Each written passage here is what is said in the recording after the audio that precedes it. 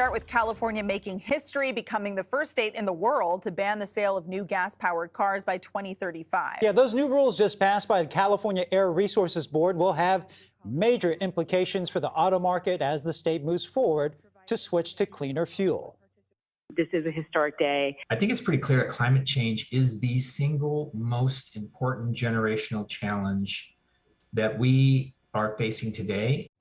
New at 5, one of the biggest questions right now, will the state have the infrastructure to handle millions of new EVs? KPIX5's Max Darrow has that part of the story. In order for this transition to work, current EV owners and a transportation expert tell me there's a lot of work that needs to be done. One major piece of the puzzle, expanding and developing the charging infrastructure.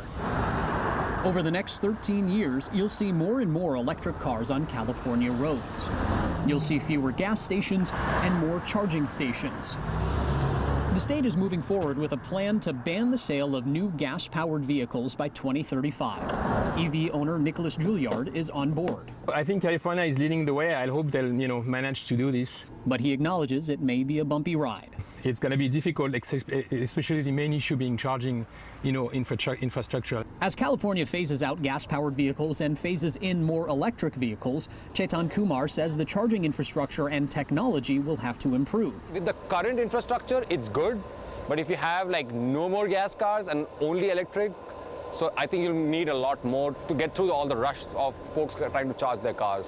Having a universal adapter to kind of charge all cars similarly will be really, really helpful, I think. I anticipate that the great majority of charging is not going to be done at these sort of dedicated high-speed charging stations, that it's going to be people doing it at home, that it's going to be people who are, at work. Professor Asha Weinstein-Agrawal is with the Mineta Transportation Institute at San Jose State. We, of course, need to have dedicated charging stations that might be the equivalent of a gas station, but we also need to do the work throughout our communities, at people's homes, at employer sites, at shopping centers. Boris Yanofsky says he loves his EV, but not the plan. He says both infrastructure and driving habits will have to change. If you force people, then they're going to use their old habits. They're going to go to charging stations just like they used to go to gas stations.